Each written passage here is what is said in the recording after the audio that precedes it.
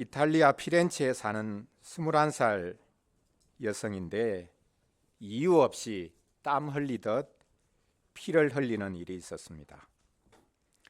찔리거나 긁혀 다친 곳이 전혀 없음에도 불구하고 마치 땀을 흘리듯 얼굴에서 피가 줄줄 흘러내렸습니다.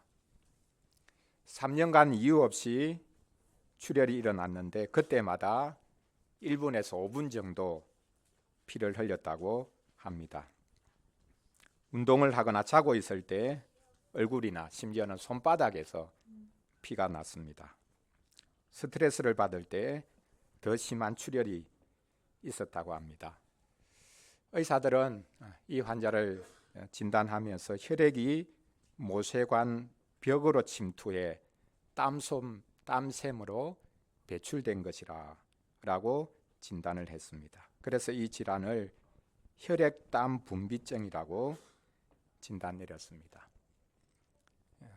1천만 분의 1 비율로 이런 질환이 발생한다고 합니다. 원인이 정확하게 무엇인지 밝혀지지 않았기 때문에 치료할 수 있는 길도 불가능합니다. 이 여인은 우울증과 공포장애까지 겪으면서 은둔 생활을 시작했습니다. 오늘 우리가 읽었던 본문에 보면 예수님이 바로 이렇게 혈액땀 분비증을 앓고 있는 것처럼 보입니다.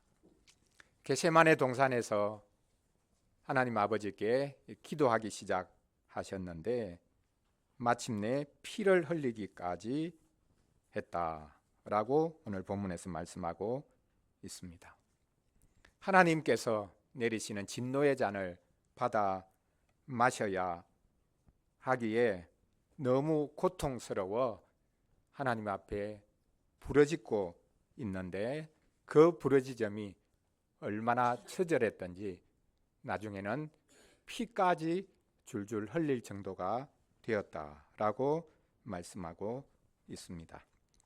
오늘 본문을 가지고 예수님은 하나님께, 하늘 아버지께 피를 쏟아 드렸다라는 주제로 말씀을 전하려고 합니다.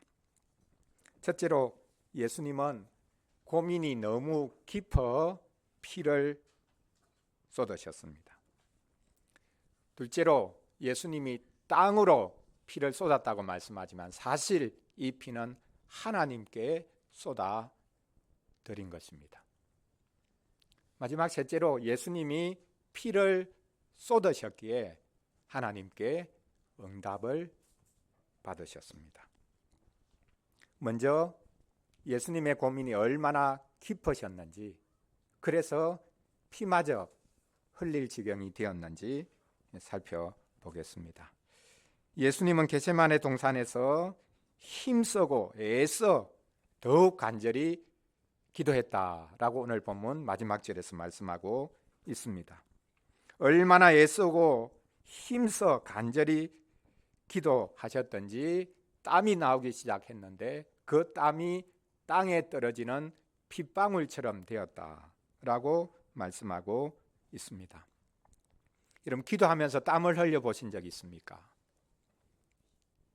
한겨울인데 바깥에서 기도원에서 야외에서 기도하는데 몸이 후끈 달아오르고 땀날 정도로 기도해본 그런 경험이 있습니까?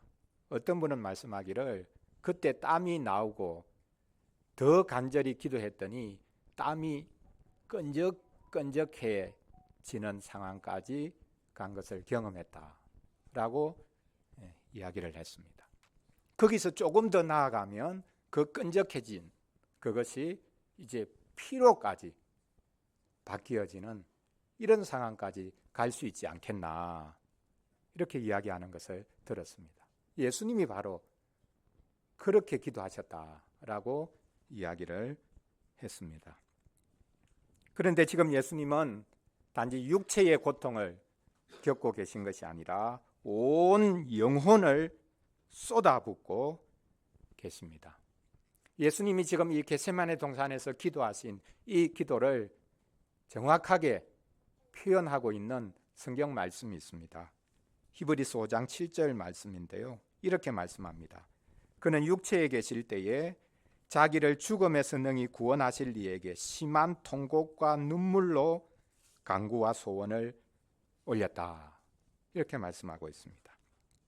예수님은 겟세마네 동산에서 통곡하셨습니다. 눈물이 줄줄 흘러내릴 정도로 지금 통곡하고 계십니다. 무엇 때문에 통곡하고 계십니까? 이 히브리서 말씀에 보면 자기를 죽음에서 능히 구원하실 분을 향해서 통곡했다라고 말씀합니다. 쉽게 말하면 죽음에서 능히 구원하실 분, 그러니까 하나님 제발 저 좀 살려주세요. 살려주세요. 제가 죽겠습니다. 저 좀 살려주세요. 그렇게 부르짖었다라고 해석할 수 있습니다. 그렇습니까? 예수님이 지금 제발 저 좀 살려주세요. 제 목숨 좀 살려주세요. 이렇게 하나님께 구하고 있는 것입니까?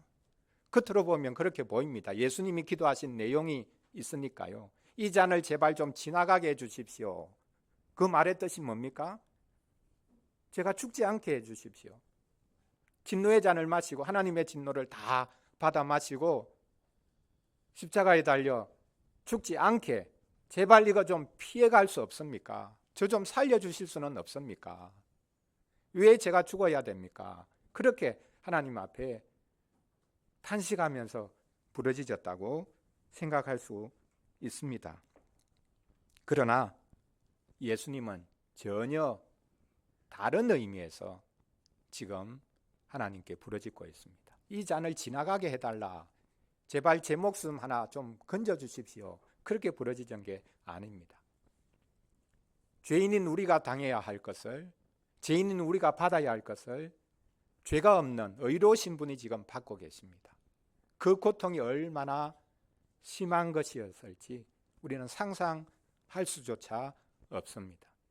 그래서 아니 그 정도 고난이나 어려움 왜 받지 않으려고 하냐 이렇게 생각할 수 있을지 모르겠지만 지금 예수님에게는 도무지 한편으로는 받을 수 없는 것을 지금 받아야 하시기 때문에 통곡하고 부르짖고 계신 것이죠.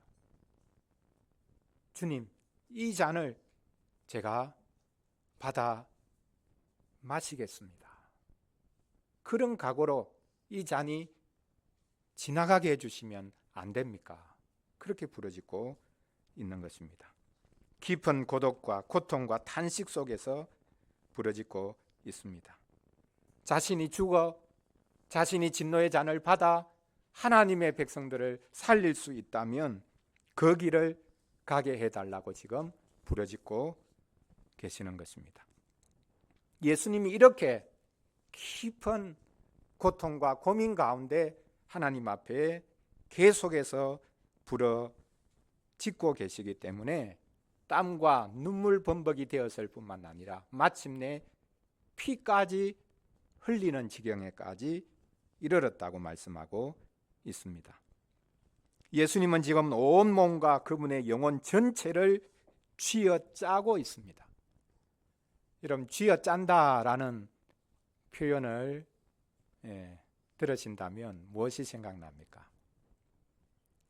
저는 걸레나 수건에 물이 흠뻑 적셔져서 그것을 이제 쥐어짜는 것을 생각해 보는데요. 통돌이에 넣으면 깨끗하게 다 마를 텐데 그렇게 생각하실지 모르겠습니다. 통돌이가 없다고 생각해 보십시오. 걸레로 이것저것 하다가 이제 물에 적셔서 이제 걸레를 짜야 됩니다.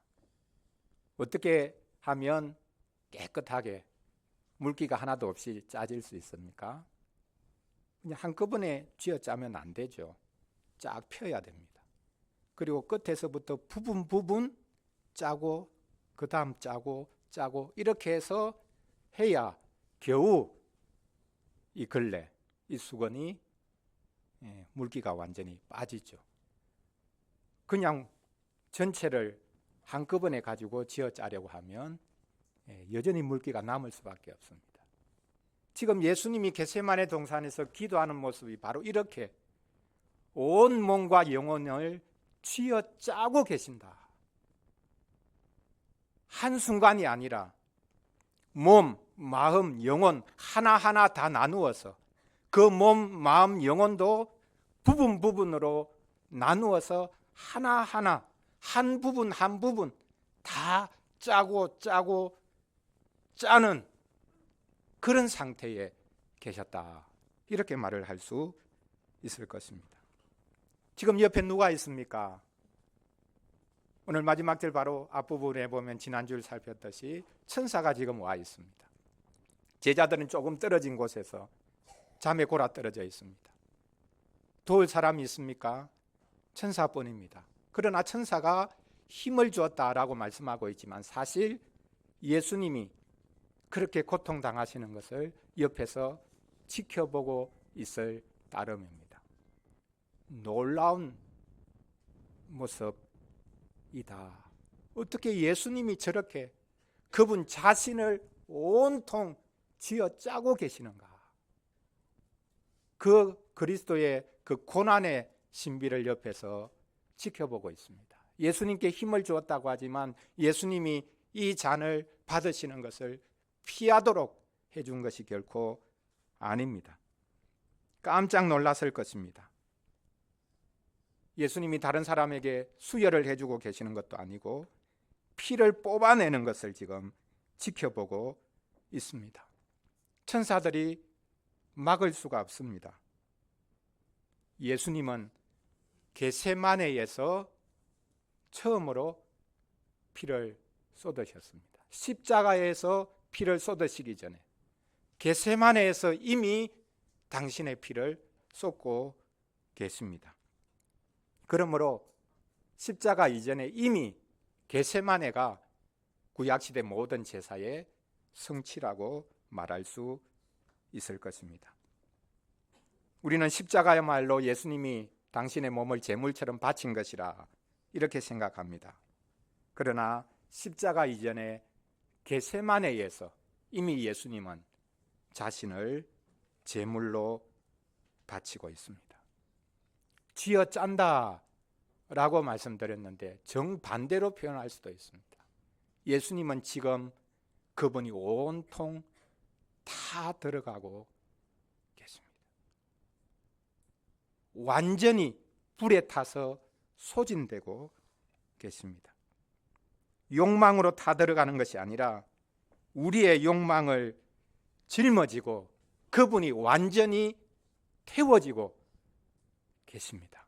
바로 이것이 지금 겟세마네에서의 기도라고 말할 수 있습니다.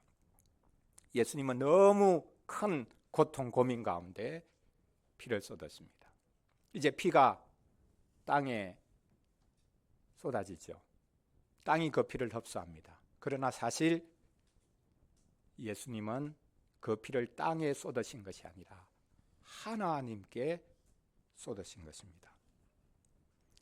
기도가 진행될수록 힘쓰고 애써 더욱 간절히 기도하셨다고 합니다. 그래서 땀이 나오다 못해 핏방울처럼 되어서 땅에 떨어집니다. 그 핏방울이 땅을 적시고 땅에 흡수됩니다.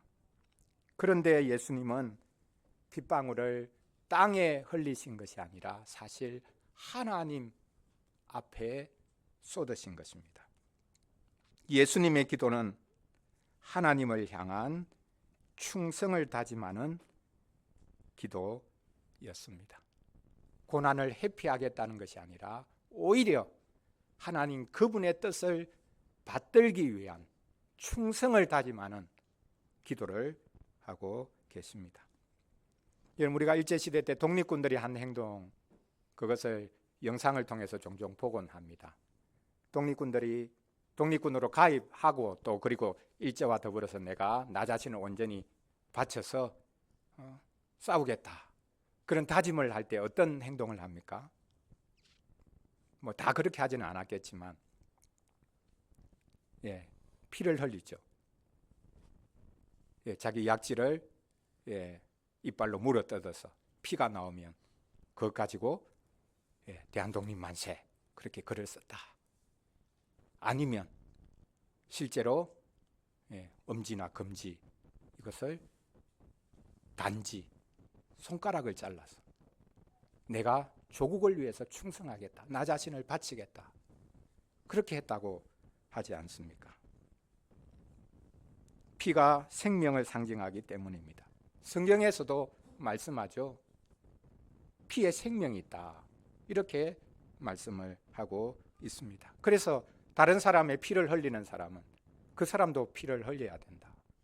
왜냐하면 하나님께서 주신 그 생명을 앗아가려고 하는 것. 그 살인죄가 얼마나 무서운 것인가. 그것을 분명히 말씀하셨죠.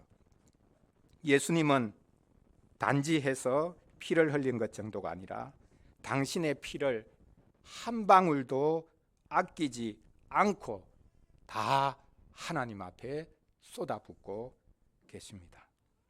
예수님은 하나님 앞에 흘린 그 피를 한 방울도 돌려받지 않으십니다. 그것을 보여주는 것이 무엇입니까? 우리가 한 달에 한 번씩 참여하는 성찬의 상입니다. 성찬의 상에서 우리가 잔을 받습니다.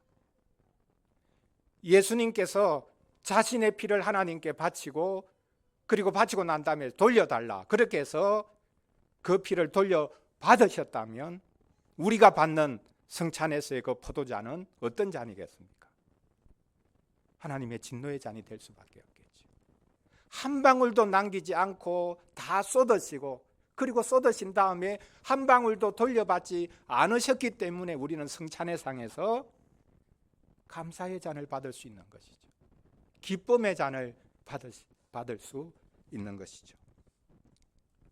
예수님은 지금 하늘 아버지께 당신의 피를 온전히 쏟아 바치고 계십니다. 당신의 피를 하나님께 쏟아 바치는 이것은 하나님에 대한 고백이기도 합니다. 하나님은 의로우신 분입니다. 지금 하나님께 예수님이 따지는 것처럼 보이죠. 왜 제가 이 진노의 잔을 받아야 됩니까? 저는 죄 없는데 죄 있는 저것들이나 진노의 잔 받아 마셔야지. 왜 제가 이걸 받아야 됩니까? 이렇게 지금 하나님께 항변하고 계시는 것이 아닙니다. 지금 예수님은 하나님은 의로우십니다. 제가 이 잔을 받겠습니다. 하나님은 의롭습니다. 그렇게 지금 하나님 앞에 고백하고 계시는 것입니다. 예수님이 통곡하면서 피를 흘리신 것은 하늘 아버지께서 하시는 일은 다 의로우시다고 고백하는 것입니다. 오직 의로우신 예수님이 하나님을 의롭다고 고백하시는 그 자리가 바로 이 겟세마네 동산에서의 기도입니다. 하나님이 의로우시다는 고백이 바로 그리스도 당신의 피를 하나님께 쏟아 바치신 것입니다. 우리가 구약 성경에 보면 어떤 왕이 물을 떠오라고 요구한 적이 있는데요. 그런데 그 다음에는 떠온 그 물을 그냥 땅에 쏟아버린 이상한 일을 한 적이 있습니다. 누가 그랬죠? 자, 누가 자기 부하들에게 물을 좀 떠오라 그렇게 해놓고는 떠왔는데 쏟아버린 그런 왕이 누굽니까? 다윗 왕이 그랬죠. 자, 지금 이스라엘이 블레셋과 싸우고 있습니다.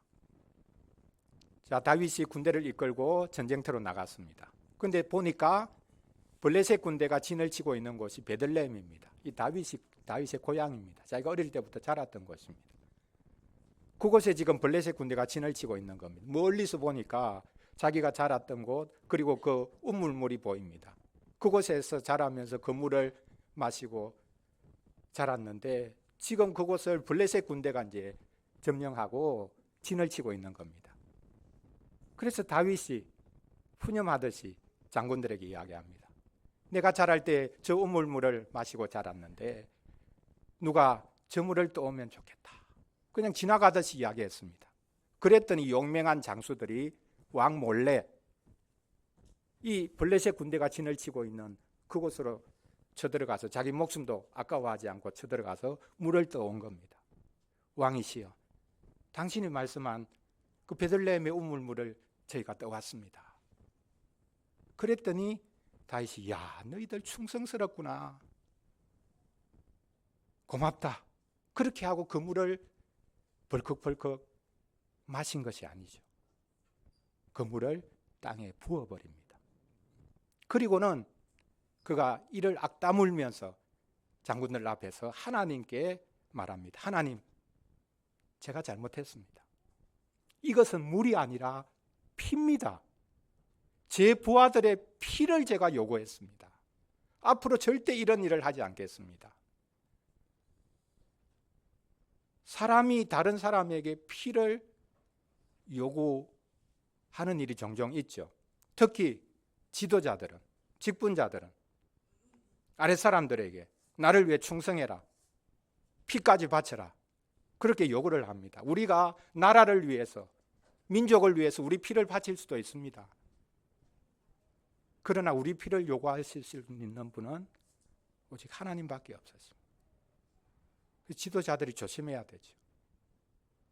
나를 위해서 충성해라, 자신의 욕망을 위해서 사람들을 이용하고 피를 바치라고 그렇게 요구하는 것, 그것은 하나님 자리에 스스로 서는 것이죠. 예수님은 사람들의 요구로 인해 피 흘리기 이전에 먼저 하나님께 자신을 드립니다. 바로 그것이 지금 겟세마네 동산에서 피 흘리신 바로 이것이 보여주는 것입니다. 셋째로 예수님은 당신의 피를 온전히 쏟아 주셨기 때문에 하나님께 응답을 받으셨습니다. 예수님은 자신을 온전히 내어놓기 위해 씨름하고 계십니다. 통곡하면서 자신을 내어놓기 위해 씨름하고 계십니다. 땀과 눈물로 범벅이 되었고 피까지 흘리면서 씨름하고 계십니다. 이렇게 씨름했기 때문에 하나님께서 응답하십니다. 제가 히브리서 5장 7절 말씀을 이미 언급했는데요. 우리 한번 이 구절을 찾아서 읽어보겠습니다. 5장 7절, 8절, 9절까지 이어지는 말씀인데 이것이 지금 겟세마네 동산에서 그 사투하는 기도를 정확하게 해설한 말씀이라고 볼 수 있습니다. 히브리서 5장 7절부터의 말씀입니다. 먼저 7절을 같이 한번 읽어보겠습니다. 그는 육체에 계실 때에 자기를 죽음에서 능히 구원하실 이에게 심한 통곡과 눈물로 간구와 소원을 올렸고 그의 경건하심으로 말미암아 들으심을 얻었느니라. 심한 통곡, 눈물, 간구, 소원을 올렸다. 그렇게 하나님께 자신을 올려드렸기 때문에, 아니 올려드린 것은 사실 자신의 피를 온전히 바친 것이라고 볼 수 있죠. 그렇기 때문에 그의 경건하심으로 말미암아 들으심을 얻었다, 응답을 얻었다라고 말씀하고 있습니다. 그리스도께서 자신을 온전히 쏟아주셨기 때문에 마침내 응답이 왔다는 것입니다. 그 응답이 뭡니까? 예수님이 고난의 잔을, 진노의 잔을 피한 게 아니라 그 진노의 잔을 마신 것이 하나님의 응답이었죠. 그래서 우리를 건져주신 것, 그것이 하나님의 응답이었습니다. 8절에서 이렇게 덧붙이고 있습니다. 9절까지 이어지는데 여기 세 가지가 나옵니다. 9절까지 한번 우리 8절 9절 이어서 한번 읽어보겠습니다. 그가 아들이시면서도 받으신 고난으로 순종함을 배워서 온전하게 되셨은즉 자기에게 순종하는 모든 자에게 영원한 구원의 근원이 되시고 예수님이 어떻게 우리의 구원의 근원이 되셨는가? 우리 구원의 창시자가 되셨는가? 우리 믿음의 창시자가 되셨는가? 그것은 그분의 고난받으심 때문이다. 고난이 순종을 낳았고 순종이 온전함을 낳았다.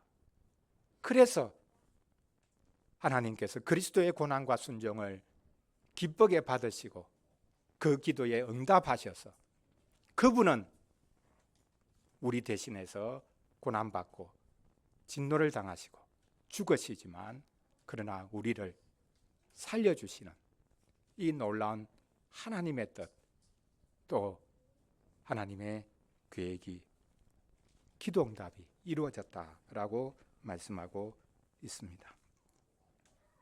예수님이 순종하셨습니다. 아버지의 뜻에 순종하셨습니다. 그것이 우리의 구원이 되었습니다. 얼마나 크게 기뻐하고 감사해야 할 일입니까?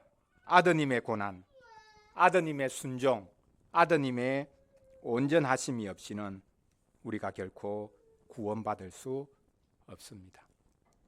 하나님께서 이미 오래전에 이것을 알려주셨습니다. 우리가 모리아산 사건, 모리아산의 그 비밀, 그것을 알고 있습니다. 여러분, 모리아산 하면 뭐가 떠오릅니까? 어떤 사건입니까? 하나님께서 아브라함에게 독자 이삭을 내가 제시하는 산으로 가서 거기서 죽여서 제사로 드리라. 그 산이 이제 모리아산이죠. 나중에 그 모리아산 위에 예루살렘 성전이 세워지죠. 여러분, 하나님께서 아브라함에게 왜 독자 이삭을 제물로 바치라 이렇게 말씀하셨을까요? 너무나 터무니없는 명령 아닙니까? 당시 고대 근동의 다른 민족 가운데 인신제사가 있었습니다. 신은 늘 저주할 수 있으니까 가장 아끼는 것을 신에게 바치면 그 저주를 지나가게 할 수 있다. 이렇게 생각해서 가장 아끼는 게 자기 자식이니까 자식을 죽여서 제사를 드리면 신의 진노를 우리가 막아낼 수 있다 해서 자식을 죽여서 제사를 드리는 그런 인신제사, 인신공양 이런 것까지 있었죠. 하나님께서 지금 그것을 요구하시는 것 같습니다. 이런 하나님을 내가 지금까지 믿었단 말인가? 의지하고 따라 다녔다는 말인가? 이런 생각이 들 수밖에 없는 명령이죠. 그런데 더 심각한 것은 이삭을 죽이라는 것이 무엇을 의미합니까? 이삭은 그냥 한 아들이 아닙니다. 늙음하게 낳은 독자 아들 정도가 아닙니다. 이 이삭은 하나님의 약속을 보여주는 아들입니다. 하나님이 약속하셨기 때문에 우리의 육체적인 상태가 아이를 낳을 수 없는 상황임에도 불구하고 하나님은 그 약속대로 이루신다라는 것을 생생하게 증명하고 보여주는 존재가 이삭이죠. 그런데 그 이삭을 죽이라고 합니다. 그럼 어떻게 되는 겁니까? 하나님이 약속해놓고 하나님이 하신 약속을 스스로 폐기시켜버리고 계시죠. 이런 하나님을 믿을 수 있느냐? 그래서 가장 심각한 사실 시험이었죠. 가장 심각한 시험은 가장 아끼는 것을 내어놓을 수 있느냐, 그런 시험이 아닙니다. 하나님은 그런 분 아닙니다. 너가 아들 그렇게 사랑하는데 나보다 더 사랑하는 것 같으니까 제물로 바쳐라. 그렇게 시험하신 게 아닙니다. 그러면 이 사건이, 이 시험이 무엇을 보여주는 것입니까? 아브라함이 이삭을 죽이려고 하니까 하나님이 천사를 보내서 막으시죠. 그리고 대신 보니까 수풀에 걸려있는 순양 한 마리가 있습니다. 그것을 가지고 와서 제사로 바칩니다. 그리고는 아브라함이 비로소 깨닫습니다. 모리아 산의 이 시험, 이 비밀을 깨닫습니다. 아들의 죽음을 하나님이 보여주고 계시구나. 누구의 죽음입니까? 이삭의 죽음이 아닙니다. 자기 아들의 죽음이 아닙니다.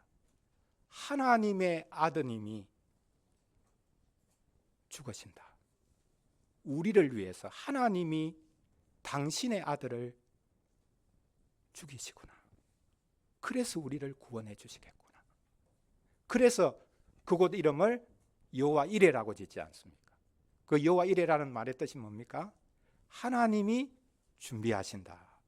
내 준비가 아니라, 내 아들을 하나님이 희생시키시는 것이 아니라 하나님께서 당신의 아드님을 희생시키셔서 이 약속을 이루시고 우리를 구원하시겠다는 것을 아브라함이 그 산에서 본 겁니다. 길을 떠나기 전에는 이해가 안 됐을 겁니다. 하나님이 왜 아들을 죽이라고 하시나? 이렇게 잔인한 분인가? 하나님이 약속으로 주신 아들인데 이 아들이 없어지면 어떻게 되는 거지? 하나님의 약속이 무산이 되는 건데 도대체 무슨 생각으로 이렇게 하시는가? 그런데 그 모리아 산에서 두 번째 약속을 본 겁니다. 처음에 하나님이 아브라함을 부르실 때 주신 약속이 있죠. 땅 주겠다, 자식 주겠다, 너가 복이 되겠다. 그런데 새로운 약속을 그가 이 모리아 산 위에서 받은 겁니다. 하나님께서 당신의 아드님을 우리를 위해서 주시겠구나. 그래서 우리를 구원하시겠구나. 그걸 그 산에서 본 겁니다. 그 모리아 산의 비밀, 그것이 마침내 드러난 것이 이 겟세마네 동산. 모리아 산의 성취가 바로 겟세마네 동산인 것이죠. 하나님이 자기 아드님을 우리를 위해서 주셔서 그 아드님을 희생하시고 우리를 살리시는, 우리를 당신의 자녀들로 삼으시는 이 놀라운 복을 주시는 것입니다. 그래서 겟세마네 동산에서 비로소 모리아 산의 그 비밀이 정확하게 드러나고 밝혀진 것이라 라고 말할 수 있습니다. 그리스도의 피로 인해 우리가 살아났습니다. 하나님의 아드님의 피로 인해 우리가 구원을 받았습니다. 그리스도의 피가 아니고서는 우리가 결코 살아날 수 없고 결코 구원받을 수 없습니다. 사랑하는 성도 여러분, 예수님은 혈액담 분비증 그 질환이 있어서 땀을 피처럼 쏟으신 것이 아닙니다. 예수님의 피가 땅을 적신 것이 아니라 하나님의 마음을 적셨습니다. 히브리서에 보면 예수님이 흘리신 피를 가인에게 죽은 아벨이 흘린 피와 비교하고 있죠. 히브리서 12장에 나오는데요. 아벨이 흘린 피는 하나님께 무엇을 호소했습니까? 복수해달라, 갚아달라, 신원해달라, 그렇게 호소했죠. 예수님이 땅에 흘린 피는 하나님께 무엇을 호소했습니까?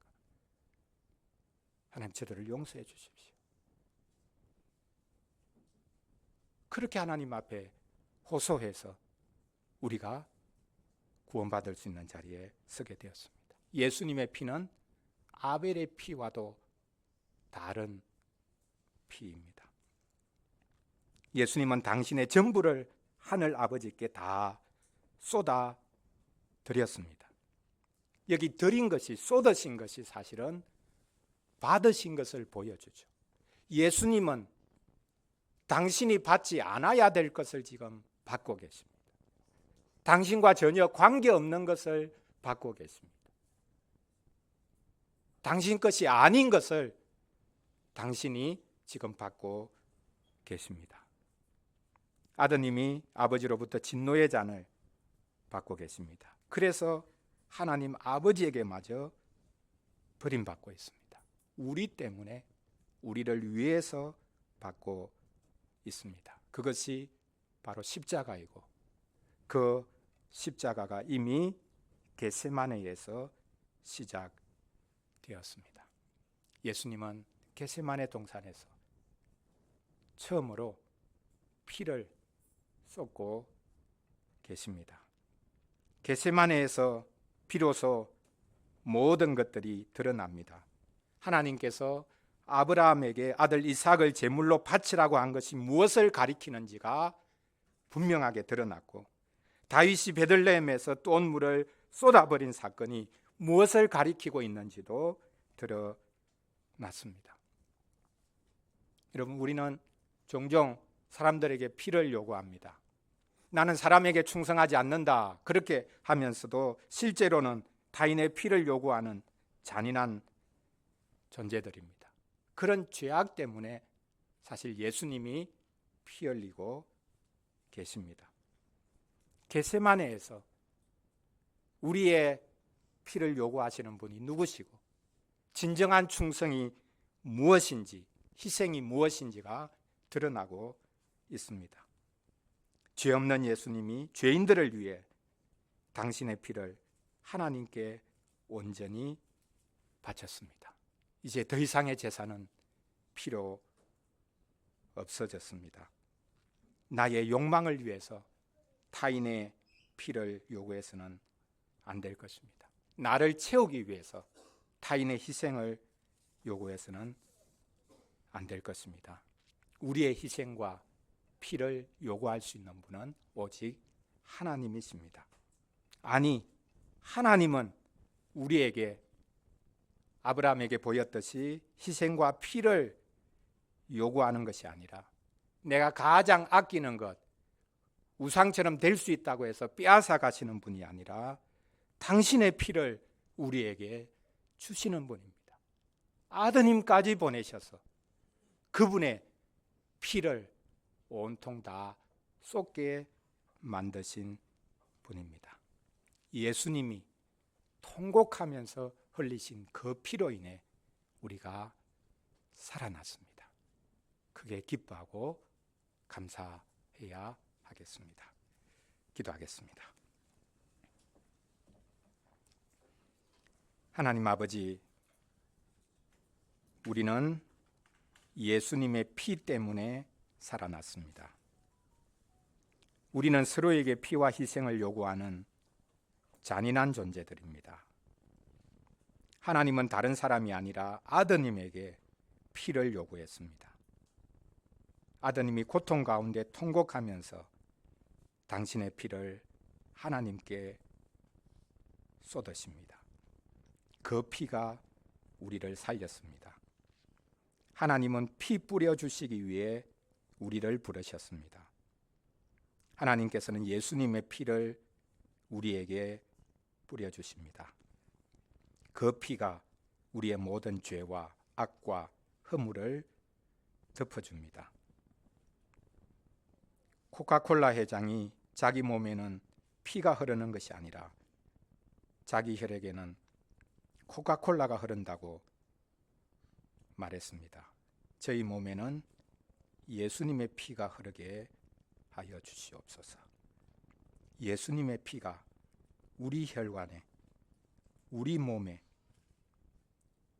우리의 마음에, 우리의 영혼에 계속해서 흐르게 하여 주시옵소서. 우리의 어떤 희생으로도 피로도 하나님께 칭찬받을 수 없습니다. 우리를 위해 매 맞으시고 피를 흥건히 흘리신 분으로 인해 우리는 하나님께 나아갈 수 있습니다. 예수님의 피로 우리를 계속해서 살려주시고 그 피를 보시고 우리를 늘 받아주시기를 원합니다. 우리가 예수님의 피를 힘입어 하나님께 늘 나아가도록 도와주옵소서. 우리를 위해 피 흘리신 우리 주 예수 그리스도의 이름으로 기도합니다. 아멘. 찬송 144장 부르겠습니다.